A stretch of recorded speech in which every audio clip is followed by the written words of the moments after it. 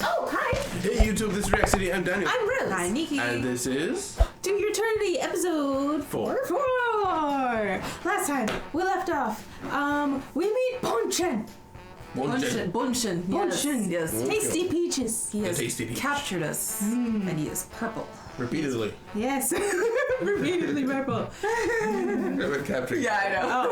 Oh, yeah. Okay. Yeah, he's pretty delightful so far. I hope that keeps up. I mentioned last time, I don't know if it was on camera, that this is the first time in a bit that I've been quite excited to see where the story goes. Not that the story was boring before, but we kind of knew what was happening and just like following a path. Now it feels like we're back into some Question sense marks. of question marks, mystery, and maybe finally getting to what the ghosts are about. Yes, because you can see them. Yeah. And we see the interesting title. Stop reading the title. Anyways. But anyway, let's get into the episode and see the ghosts. So guys, remember to hit the like button, remember to hit the subscribe button, also check out the Patreon in the description to see these episodes a whole week early, as well as the uncut version of these episodes. Let's get right into the show.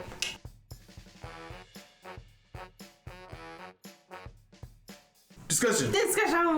Alright, so we got some more lore getting prep, and I guess next episode we see what Bunchen really wants. Yes. Well, I mean, we know what he really wants, but what's he gonna do to get what he wants? Yes. I think the ideas of, you are going to help Fushi as a child, some of those may have kind of faded a little bit in his adulthood, and now he's just all about becoming king. So I think that line of my childhood memories started to become hazy is especially prominent. Like, he evidently holds on to things that matter to him because he never forgot the handkerchief from the ghost girl. That's definitely not a ghost. Yeah. And he never forgot the I will become the king thing because he had that dream of the future. Well, maybe he's been consistently having that one. I don't know. He said he sees the future, but... Yeah, he can see everything. So, but yeah, he also says there's some things you can't see, so that's what it also combines with. He's got like selective vision. yeah. But let's start from the beginning.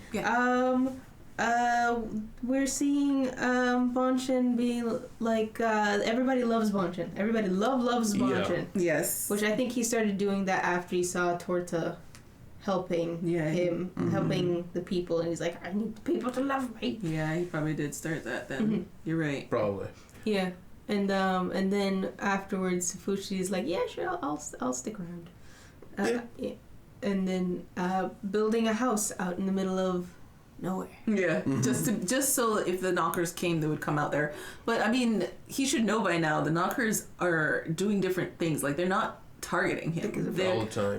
They're attacking random places. Like, they're testing stuff. I think.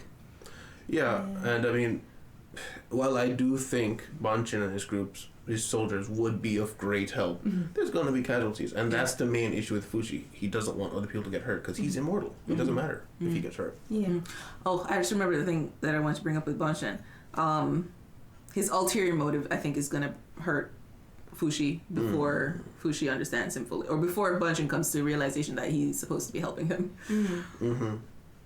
Yeah, and I think that's going to be a part of Bunchen's own self-realization of there's your goals and then there's greater goals that kind of are more important. Yeah. Like, Fushi's on a world quest. Like, sure, it may not be the most important thing to Bunchen's actual life, but the world is actually at stake in some manner that no one really fully understands. Yes. Yes, this is true. And speaking of which, I think right after adornment, when he's building the thing, you see the guy's like, oh, Master Black, or whatever he calls him. What will you reward Fushi with when he finishes this? Freedom, he says. freedom. What does that mean? Yes, and even Bunchen is like, you're gonna trust someone that says something so vague like freedom? Yeah, I still kind of lean towards that he intends on subsuming him back into his own consciousness. At the moment, I don't see it as the worst thing in the world, though. But yeah. I mean, it was suck for all the friends who've been waiting around. Yeah. But he was rather a tool deployed to be used, and I mean,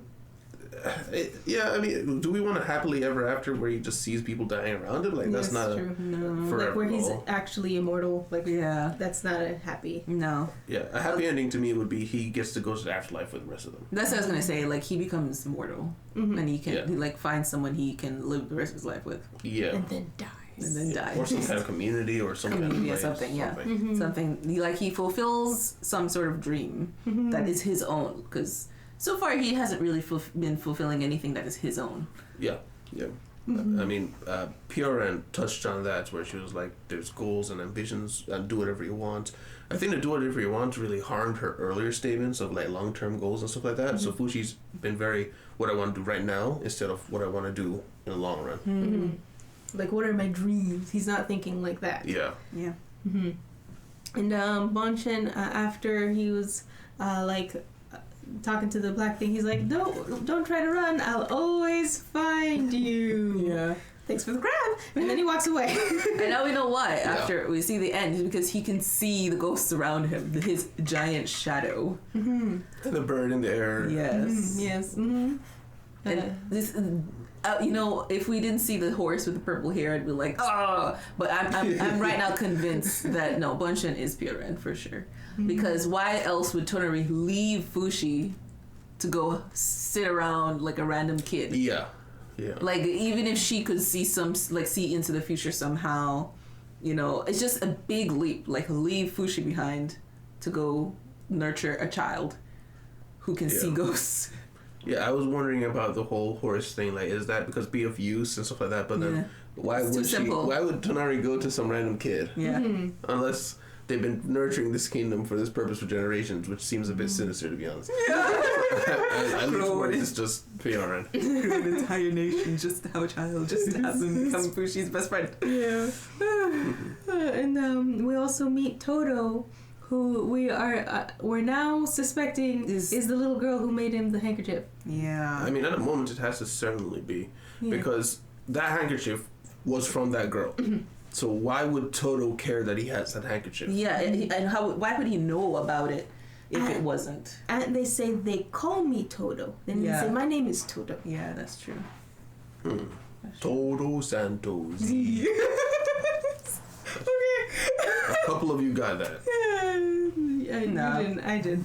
But we also see him suffering a little bit as a result of his ability to see. Like, it never bothered him before. Until his mom was like, you're in love with one?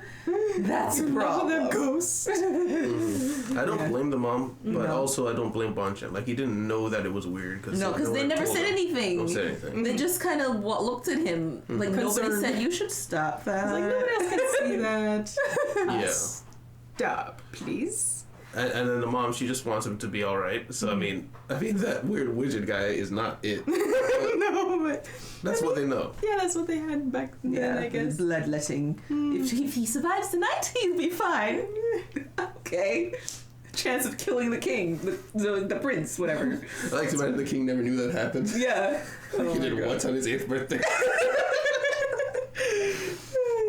Now, I was just going to add, he also has 2 other ghost friends, Fen and Nixon, that go off with him. So they're his besties. Yeah, they actually stick around. Yeah, that's nice. Yeah. Even from a kid. Oh no, she put broccoli in your food. Don't eat it. Don't eat the broccoli. What if the broccoli is what killed him? Cutting broccoli, something slipped, chain reaction, gets killed. Broccoli. What's weird is, why is the sword a ghost too? That's funny. Why is this sword a ghost? Well, when you think about it, the giant bear also has like the wood still sticking out of it. So I guess it's just whatever is stuck on you while you're dying. It becomes like, because even March ended up with an arrow in her afterlife. Yeah. So I think it's just a thing. Okay, It's a thing. It's just forever.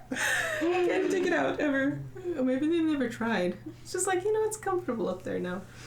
Actually, I kind of like it because in a lot of cultures, there used to be a practice of like maiming somebody after death because you wanted their ghost body to be maimed so that they couldn't come back for vengeance.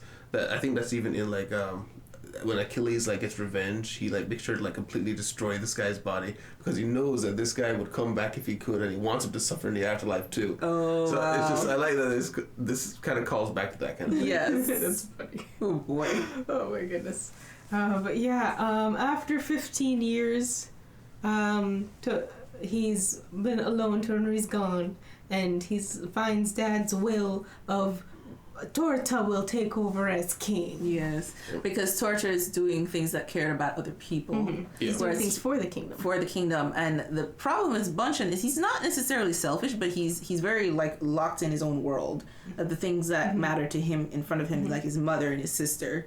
And maybe his brother before he realized he was gonna be king, you know. So he was doing things for them, like even though it was silly things like costumes and like horse accessories didn't make any sense. It was things for people for them because he loved them. People he loves. Mm-hmm. Yeah, but he wasn't thinking more, you know, external like a king should. Yeah. His father is like, sorry, kid. Yeah, it's things you can't see. Yeah.